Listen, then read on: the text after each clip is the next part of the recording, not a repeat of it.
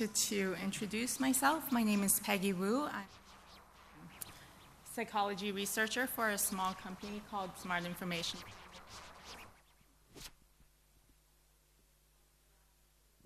Looking at simulations and virtual reality, and I'm very fortunate to be working with NASA to look at how we could use VR to support future Mars missions. So here is a slide on their vision of space exploration. First, we're going to look at shorter missions, such as those at the ISS. Then we're going to move on to longer ones, as with the moon, possibly as a proving ground. And in the mid-2030s, we're going to look at a manned mission to Mars. So what do astronauts do on the International Space Station right now? We've actually had active kind of human occupation of space for the last 18 or so years. They do a lot of maintenance work. Here's astronaut Don Pettit replacing a water filter. They do a lot of EVAs, or extravehicular activities, to maintain the exterior. They do some experiments on themselves and monitoring their own health. Here's Karen Nyberg looking at her ocular function and ocular structure. If we're going to have people in space and in a microgravity environment for an extended period of time, we really need to make sure that they could see well. Here's Nicole Stott installing a mouse house for some genetic experiments. And we've got cosmonaut Valerie looking at the Russian greenhouse.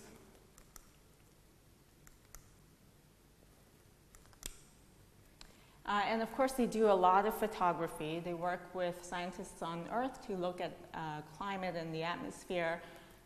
And right here, Dan Burbank is looking out of the cupola, which gives them an excellent view of Earth. Here's a picture of some aurora borealis, and you can see the shadow of the Canada arm.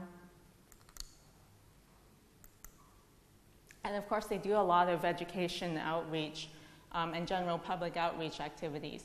NASA is actually one of the few government agencies that's got a charter to inspire the public. And in addition to all of that, they do just self-maintenance, so a lot of exercise. They help themselves and each other. They prepare meals. They do just personal hygiene. There's one of the astronauts getting a haircut. And even while they're in space, they're still parents and siblings and daughters and sons, and they have to maintain their social relationships with the people that are important to them on Earth. What they don't do is they don't fly the vehicle. We have mission control in Houston. We have another mission control in Huntsville, Alabama, as well as all our international partners helping to fly station. Now, Earth to station is actually quite close by, 354 kilometers. A lot of us might have traveled more than that to get here. There's virtually no communications delay. They have an IP phone on board, and so they could call down anytime. They could call for food and call for pizza, but delivery is a different problem. Now, if we're going to the moon, that's substantially farther. That's 383,000 kilometers out. And there we've got a 1.2 second time delay. For those of us who saw Neil Armstrong's first steps, you could tell that there's a slight time delay, but that's still easy to overcome. To a near-Earth asteroid, such as 951, we've got almost 2 million kilometers away. And now this is 6.5 light seconds one way. And so you could still kind of communicate, but that definitely presents some challenges. Going to Mars, now this picture's not to scale, by the way. You wouldn't even be able to see Earth if you were at Mars. At the closest, we are at about 3 light minutes away. And at its furthest, which is most of the time, we're at 44 light minutes away one way, which means that if you pick up the phone, it's going to be at least 48 seconds before you hear a response. Currently, the design reference mission, what NASA has in mind, is that it will take us 6 months to get there. We'll be on the planet's surface for another 18 months until the planets literally rotate back to a low energy window, and then it'll be another 6 months back. So the paradigm of communications will be very different. They are going to have a lot more autonomy. The astronauts are going to need to know what to do in an emergency situation if they can't get a response within 48 minutes or so. And that means that they have to do a lot of the training. All of that information is going to have to be preloaded. So what is that mission going to look like? For the first 3 weeks, we're going to use the Orion, and that's going to take us about 64 kilometers beyond the moon. And here's a picture of the interior of the mock-up that's at JSC right now. Now, with all the equipment and most of the chairs and no astronauts kind of stripped out, it kind of looks like a fairly spacious environment. And they're in there for 6 months. Here's a picture to give you a sense of the scale.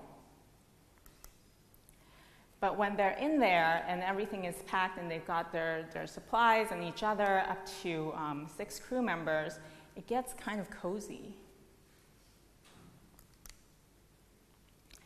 And so after those 3 weeks, they're going to arrive at the Mars Transfer Vehicle, and that will take them the rest of the way about 6 months out.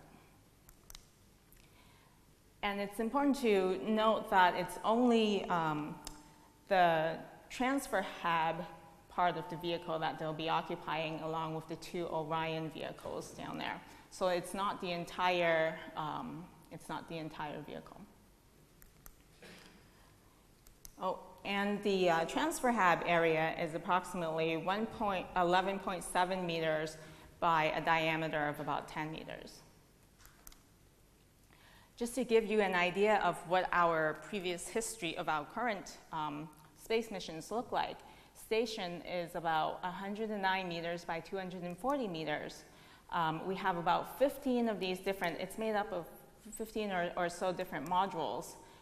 So for example, here's one module, and here's an interior. And so they have a lot of space to kind of roam around and do experiments. And in our interviews with them, there's, they've had days where they don't even see anybody because there's a lot of area to roam. It's roughly the size of an American football field. So this is going to change dramatically in the Mars mission, where for 6 months they'll be confined to a much smaller amount of space. And to give you an idea of the history, this is kind of the current record holders.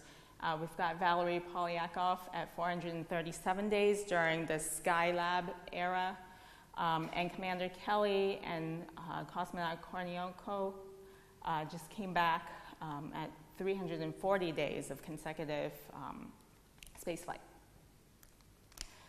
A Mars mission is 900 plus days. And here's Karen Nyberg taking a look at the beautiful Earth out of the cupola. But in the Mars mission, for the most part, there won't be much to look at. So there are a lot of stressors. Environmental stressors, they're facing confinement, they won't have natural lighting, so there's no sense of the time of day or changes in the weather or seasons. There are no changes in temperature and humidity or background noise, and there's also a lack of privacy. And there are social stressors as well. They will always be under pressure to perform. In fact, each individual is needed, although there will be redundancies in place, but certainly everyone will have external and internal kind of motivations to perform extremely well. There will be high workloads.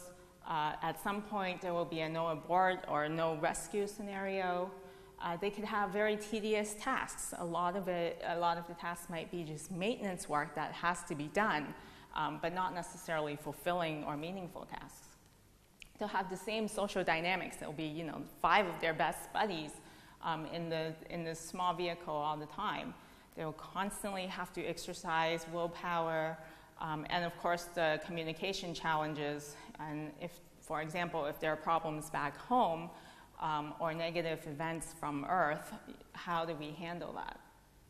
So lots of stressors. And looking back in previous spaceflight, there were prior evidence of such stressors having negative psychological impacts. For example, again, back to the Skylab days, the Skylab 4 crew took an unscheduled day off after 6 weeks because they felt that they were being overworked and that they weren't being listened to, and so they negotiated changes with ground control. What they did was they turned off all the radios and took a day off and just, you know, had a nice vacation. The same have been found in Antarctic research teams. There are winter over teams where they don't see the sun for months at a time. And we've observed subgroup formation, fractures in teams, even minor disagreements turning into big deals. And similar findings have been observed in submarine missions and other previous spaceflight missions. So for a Mars scenario, we're very concerned about social monotony and sensory monotony because they've been known to cause fatigue, drops in productivity, anxiety, hostility, risk-taking behaviors, rule risk-breaking behaviors, making you, you know, a bad roommate and even a worse crewmate. So what's our approach? Well, we can't make light move any faster, so we know we won't have real-time communications. How can we enhance asynchronous communication? So right now, they've got email and video and chat, and that's about it. We think that communication is made of the language, plus the gestures, plus the environment, plus the object, which gives you a social context to interact in. And so our research question was, how can we use virtual environments and virtual objects to help individuals communicate in socially meaningful ways? Today, we know virtual reality as some form of this or other. But in fact, it's been happening for a long time. One of the first is the Link trainer by Ed Link in Binghamton, New York, where they invented the flight simulator that trained more than 500,000 pilots in the 1930s. And there's been commercial endeavors prior to Oculus. In the 1960s, there was an invention for the Sensorama, which is still to this date the most kind of multimodal display. So they had the stereoscopic, they had motion, they even had wind and aromas and vibrations. When you talk about virtual reality, Ivan Sutherland's name often comes up. In the 60s at MIT, he created the first kind of graphical user interface for people to interact with computers in a graphical, intuitive way. And he also invented later on one of the first stereoscopic head-mounted displays that has a magnetic head tracking.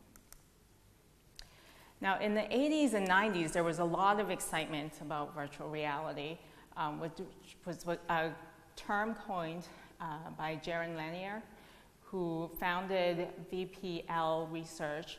And their system is actually, looks a lot like what we have today, plus more. They had a data glove as well as an iPhone. They had audio sphere, and they had a programming language. The biggest difference, of course, is each one of their systems cost about $250,000 in the 1980s currency. And then in the 90s, Nintendo came out with their Virtual Boy, relatively affordable at $180, shipped just over 250,000 units. So there was a lot of excitement in the 80s and 90s, but ultimately that kind of that remained in large institutions and research environments primarily because of the cost. For example, NASA had the Vivid helmet, where they used it for manipulating data and visualizing data. They also had a data glove. And to this day, NASA uses virtual reality for practicing spacewalks. This is, I don't have a picture of the larger image, but the headset is within a system called Charlotte, where they have various handles and things kind of on suspension, so that they could, so the astronauts can go in and practice doing the EVAs before they do them outside of station.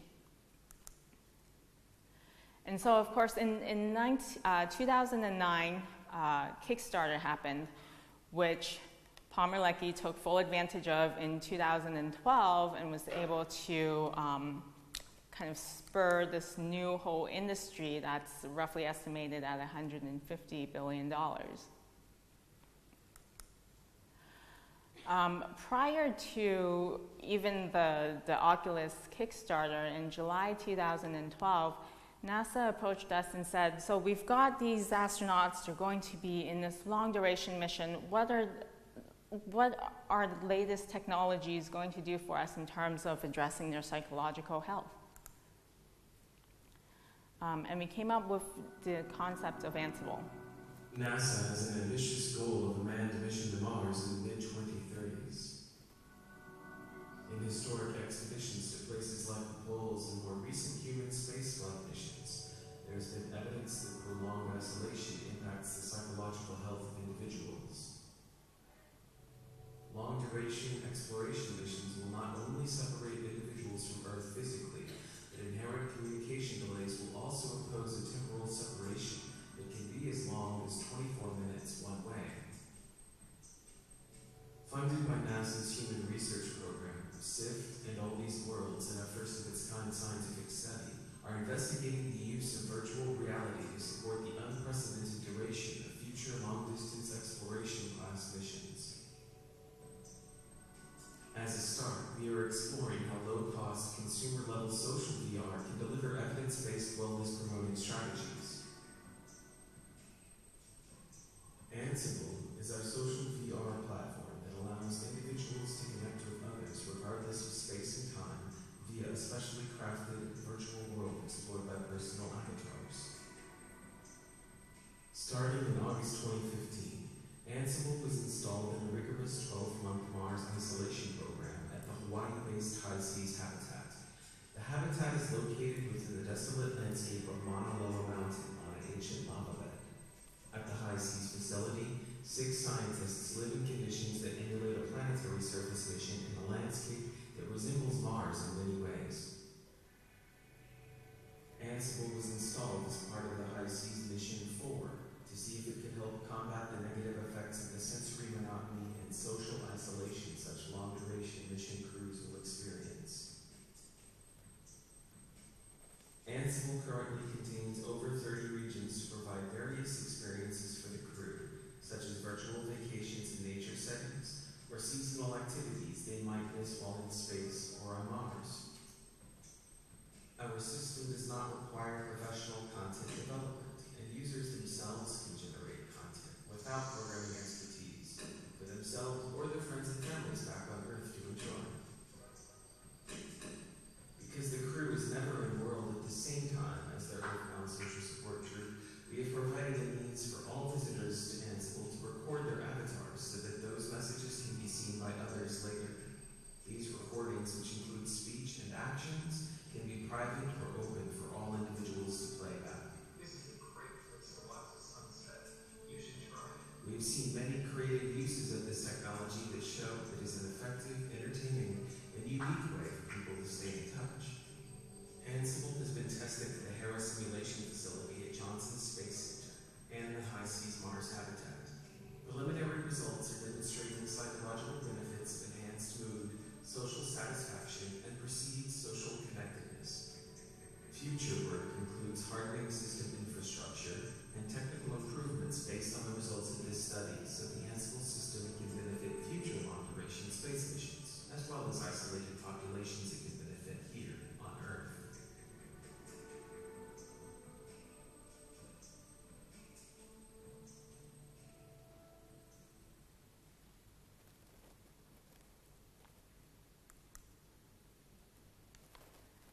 So we looked at existing technologies. How many of you are familiar with Second Life? So we took the open source version, Open Simulator, and we built a world around that technology, and we extended it to include some of the asynchronous communications. And we tested it at the Human Exploration Research Analog, which is a testing ground for astronaut training at the Johnson Space Center. So here you could see the habitat in the hangar. And when we were there, we were doing 3 or 4 day exercises. But they also have now up to 30-day exercises where they have a crew go in and basically simulate planet surface exploration missions. And so we tested that with astronauts and got their feedback. It was great to see them just doing a variety of activities. For example, one of the astronauts that we worked with ended up going in the world and just flew straight up for 5 minutes because you could fly in the virtual world. So we incorporated a lot of their feedback,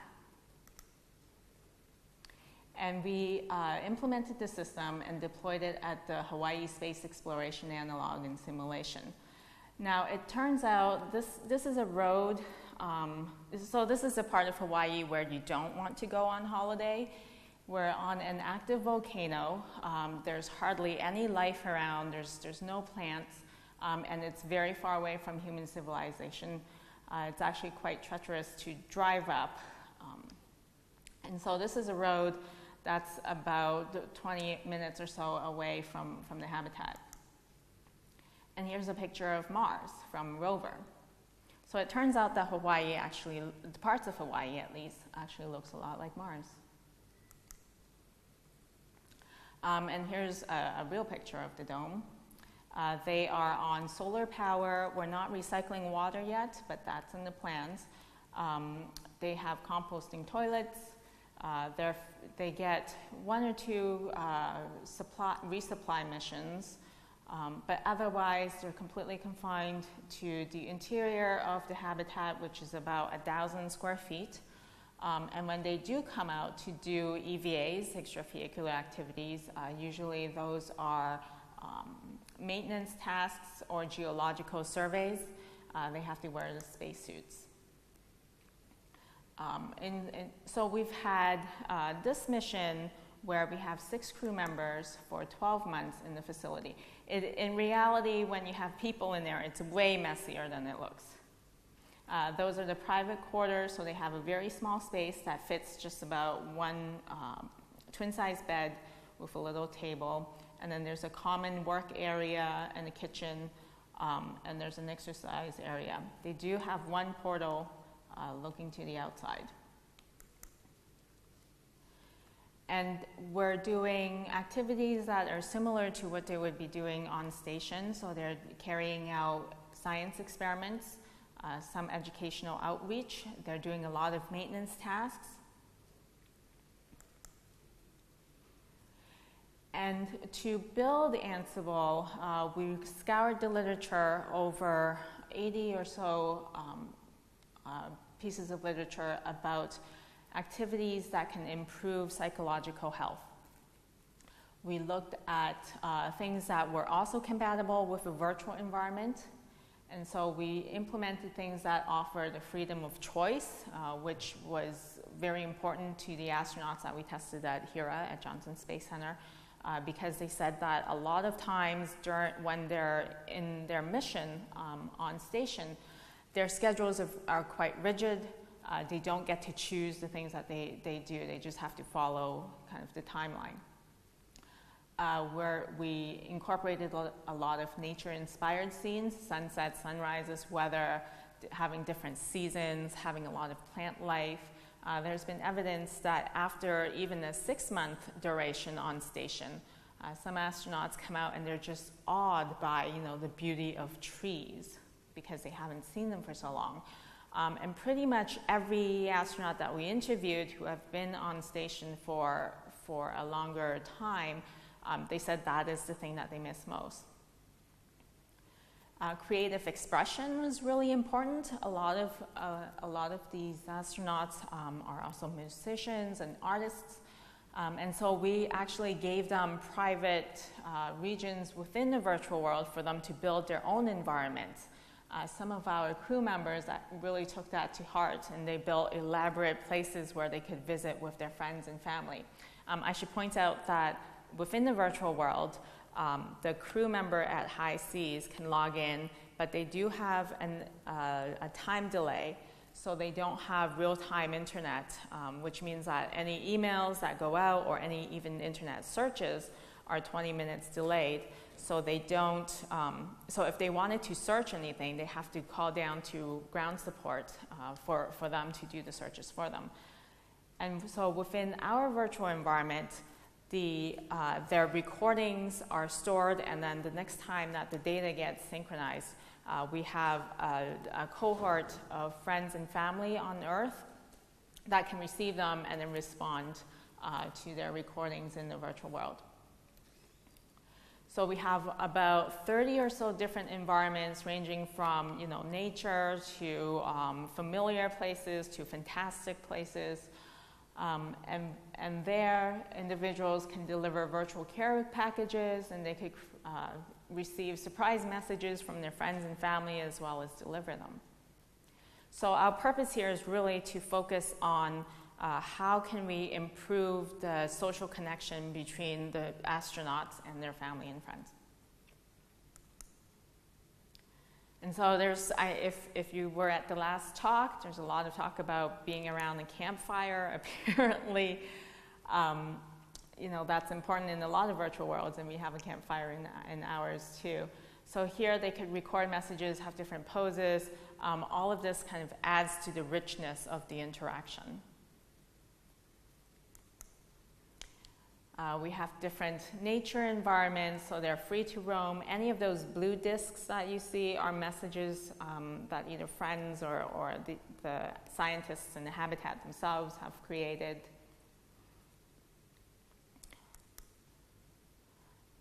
Again, nature scenes, you could change the weather so that you can experience sunset or sunrise or visit kind of different seasons.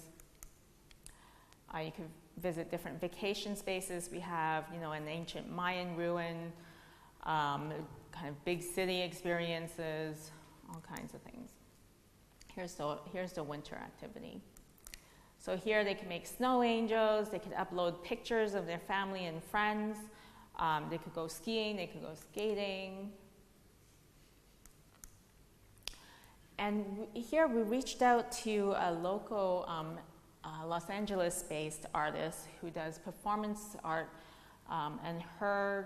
so she was kind enough to upload her exhibit and give us an exhibit that the astronaut or the test subjects, the crew members, can go and visit along with their family and friends, and they could leave messages and comments to her.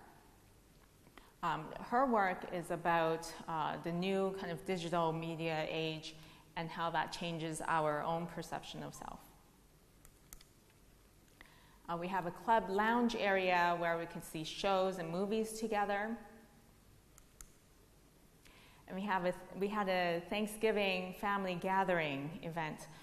So each one of those discs is a recording. And so the crew members at first logged in and talked about what they were thankful for. And then the family members also logged in and made little recordings. So when you're clicking all of the discs together, it looks like they're all having dinner together and discussing what they're thankful for. There are also familiar scenes, like a hometown kind of scenario where they could sit in front of their house that they could decorate themselves and listen to the different soundscapes. So we have seagulls, we have an ice cream truck that comes around, we have kids playing in the background, wind chimes, things like that. The one mistake that we did make is we had the path of the ice cream truck, but we didn't actually have the 3D asset of the ice cream truck coming.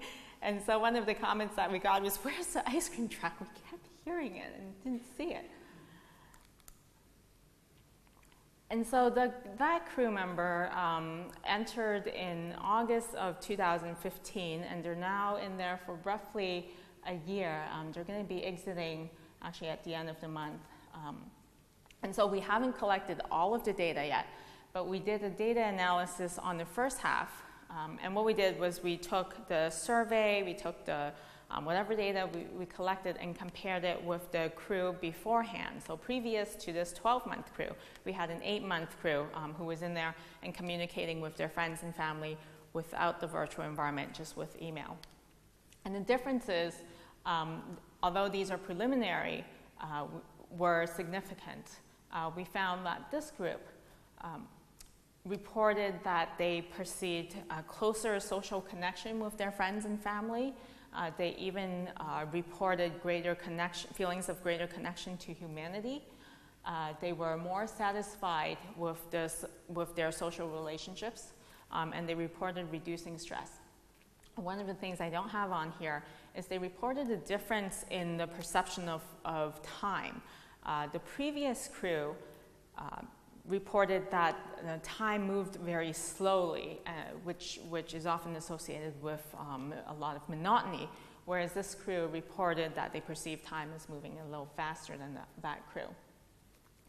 A lot of the future work, so this work was based on, this is a very preliminary prototype based on technology that's fairly old, that dates back to Second Life. So one of the kind of future tasks that we need to do is to upgrade all the infrastructure. But we also need more content creation tools. You know, that's one of the things that's plaguing VR as a massively distributed platform right now. People can't create things easily. You have to have, you know, some kind of 3D modeling skills. We want to be able to allow even family and friends and grandmas to be able to create tools and use objects and environments as part of their communications. We need much more intuitive interfaces, and we want to extend the idea of using objects and environments to connect to other isolated populations on Earth. Mars astronauts are a great bunch, but there's not too many of them, right? We want to be able to reach out to other populations that are isolated, such as those who are hospital bound, for example. And that's the end of my talk.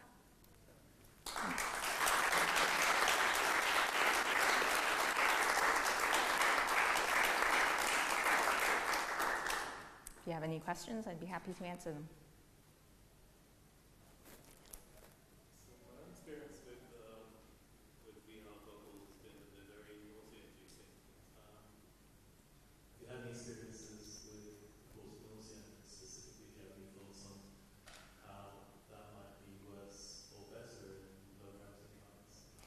Yeah, so there's a lot of research going on right now. I'm not doing that research, but others are, so I'm just kind of parroting, where, you know, reducing peripheral vision while you're transiting could reduce sickness. There's been recently some findings about gender differences. We have not tested on microgravity environments. However, we do have so they flew Microsoft the HoloLens, which is substantially different. There's not much peripheral vision to begin with, but they also have a system that augments your laptop into a stereoscopic view. What they're using on station right now is that system to practice the same EVAs that you saw in the earlier video. And we found that when an individual is really focusing on their task, they don't tend to get motion sickness. Like I always get motion sickness except for when I'm driving. And so maybe there's something there. But certainly more testing needs to be done in terms of, it's using microgravity, especially since we know that there are changes in ocular structure.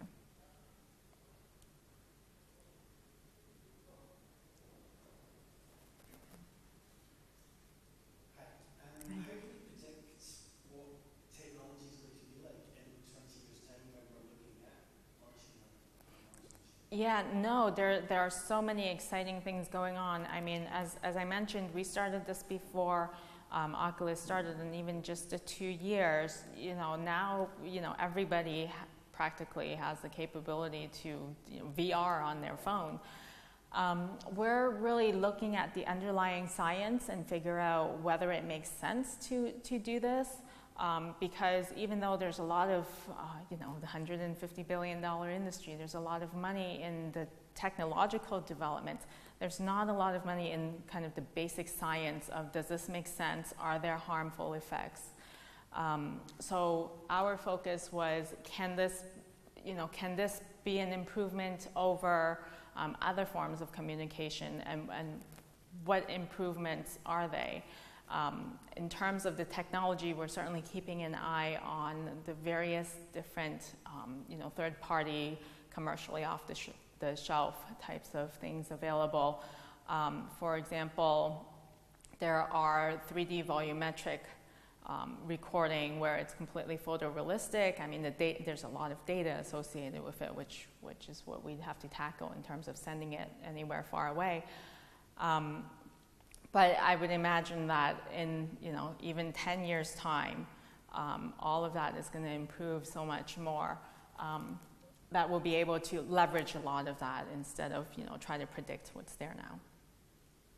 Do you think though that maybe if we go more photorealistic, that then is different implications? If that reality becomes too real, people will be unable to distinguish between reality and... Well, I think we can always kind of fall back on our basic biological needs. You're not going to eat, in virtual reality. So I think there's kind of a Mother Nature built-in safety net there. There's, the question of the uncanny valley kind of always comes up. As we move closer and closer in kind of the visuals, is that even going to improve? And what we found is that even with the relatively crude visuals that we have now, people do, in a very empirically, empirical way, feel much closer. They connect to it. They anthropomorphize. Actually, one of the things that I didn't mention is we have a character in there that's a complete AI-driven virtual character. And we had that in there because we realized that we weren't going to be able to train the crew members because they'll be in the habitat, and we didn't want to train them with a 20-minute delay on even how to use the system. And so we had an AI-driven character that was conversational and telling them, these are the buttons to push, and this is what these are the commands to use if you want to do these types of tasks. And they readily anthropomorphized it, full knowing that it's completely fake. So I think that it's not so much the visuals that are important, but the social expectations that you would bring to such an interaction. We have email conversations with our friends and family, and those are just as genuine, even though, obviously your friends and family don't look anything like an email. So I don't think it's the visuals so much as the social context that you bring into an interaction.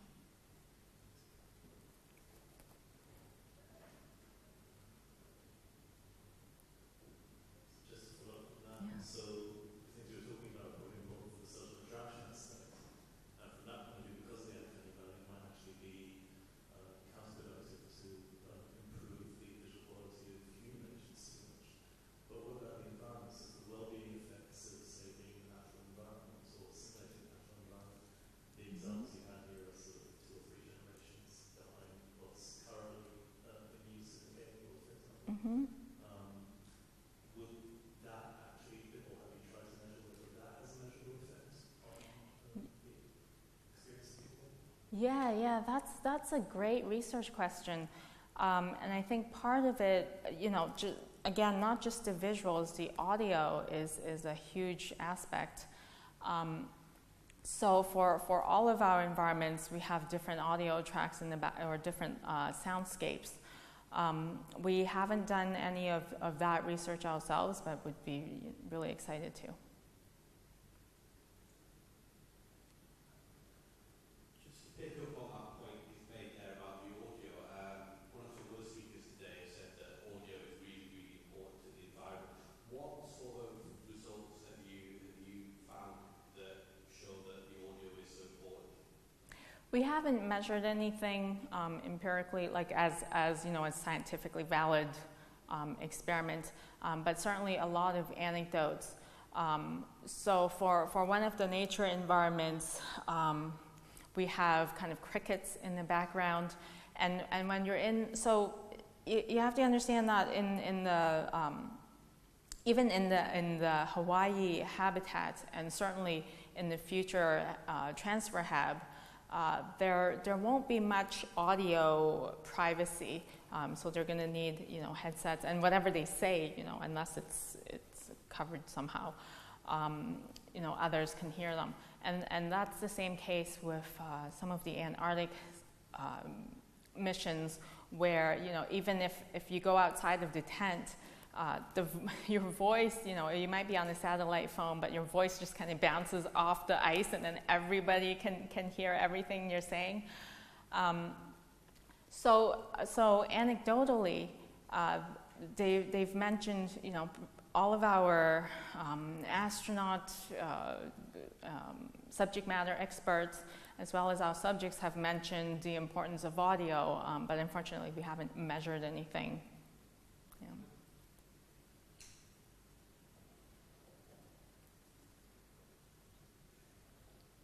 I feel like this has sort of been touched on by a couple of other people, but with particularly the environments becoming better quality with better technology, do you think that there could be a danger of a sort of red dwarf better than life situation where it actually demotivates people because the virtual reality scenario is more enjoyable than their day-to-day tasks that they have to go back to? So there's some literature on people, and I think the previous speaker alluded to this. There's some literature on people who don't get the same amount of, or rather they don't get satisfaction from their real lives, finding that satisfaction in their virtual lives. So certainly this is kind of the case here, where our thesis is that they're not going to be able to get the satisfaction of genuine social interactions when they're completely isolated. Whether it might take over, your real life, I think I'll defer back to the idea that, we're biological beings, you're going to have certain needs that won't be satisfied within the virtual world. I think that, there's going to be a bell curve for everyone, right? There's going to be some who tend to have those tendencies of, maybe a more addictive kind of person, the personality that lends themselves to being, more engaged in that environment and less in the real environment. So I think there's going to be that spectrum. I think there's some work now, particularly in like some Asian cultures, where there's a lot more like internet addiction. So I think certainly that is something to look at in terms of the possible harms that it can cause. But it's certainly not something that should stop us, I think, from progressing, because it could benefit a lot of other populations that are isolated and they can't help it. So.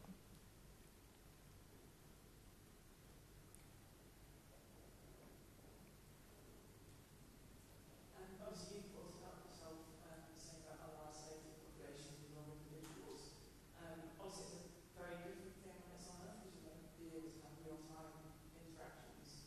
I mean, I presume that's one of the hardest things for the astronauts when they're in these isolated environments. Mm-hmm. That huge delay.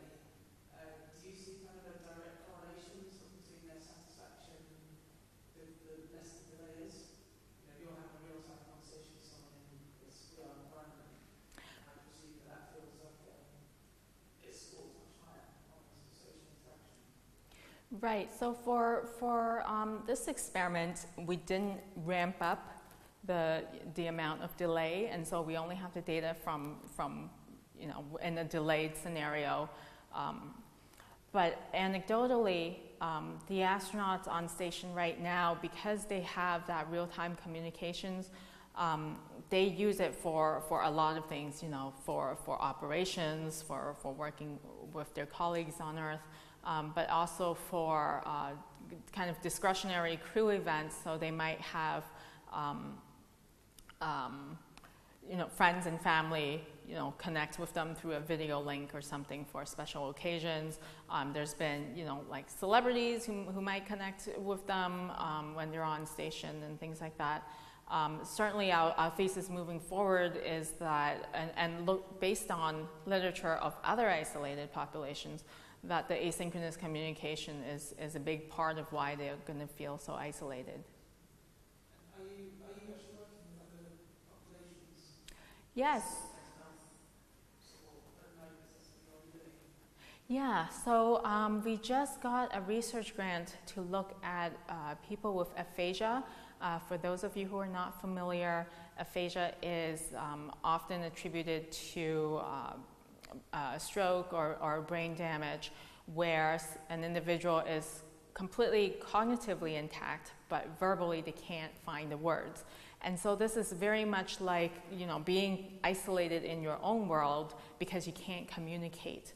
And so for that project, we're looking at whether we can, again, use environments and objects as a way to increase their modalities for communication. And there we're primarily looking at the therapist and the client interactions, but also to focus on changing that interaction. Right now, the therapy is often very didactic, the therapist is here and the client is here, and this conversation kind of goes one way to tell you what to do. But we're looking at kind of giving and empowering the client to have more capabilities, even though they're lacking in verbal language, so that it can be more of a different social dynamic. So it could really be a peer kind of collaboration to get their treatment.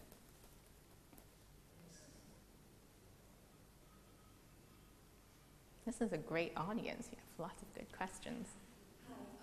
Quite recently, NASA open sourced their codes for different missions, really important missions, and I wanted to ask if you think open sourcing this project would help you a lot. Well, this is based on open source code. I think absolutely so if you know the history of Second Life, Second Life is not open source, but there's also the concept of having this freely available for anyone to use. Means that often, there are a lot of people who just introduce noise into the system. What we're looking at is whether how you can have meaningful interactions and purposeful interactions within the virtual world, as opposed to a place where people gather. If you think about a virtual environment, it's like any room. If there's no purpose, somebody has to bring a purpose into a room. It's not just it doesn't just exist with something in mind. So I think, this is based on open source code. I think it would be beneficial to continue and have those types of platforms for everyone to try different things. Open Simulator continues to be an open source project. Another one that is coming up is High Fidelity, the same Philip Rosedale, who built Second Life 13 or plus years ago, is starting a new project, and that is open source. So there are a couple of resources that can be used for people interested in developing their own.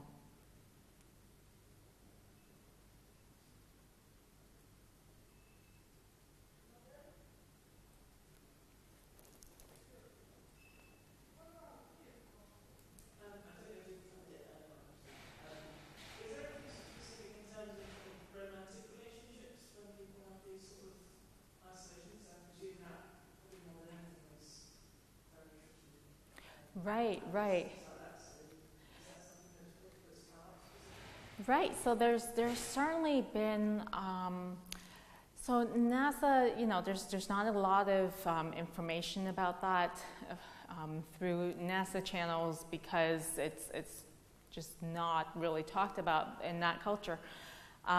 But there's certainly in analog environments, in the Antarctic missions, and even I think certain previous missions like Biosphere and things like that, they've had documentation of such occurrences happening. And I think that's something that has to be thought about, and this is we haven't addressed it in this project, but there are certainly people that are thinking about kind of the impacts of that, and how that can impact the bigger crew performance and crew fractures. Yeah.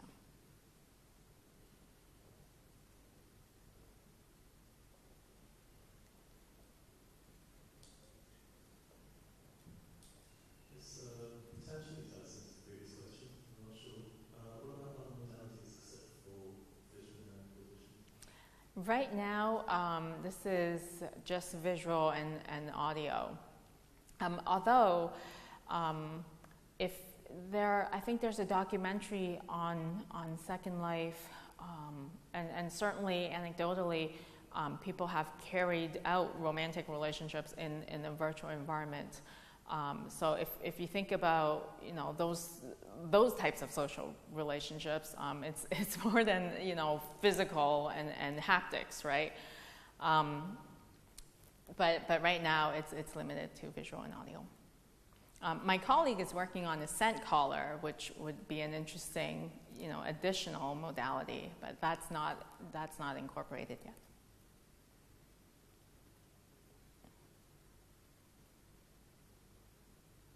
Okay, great. Well, thank you very much.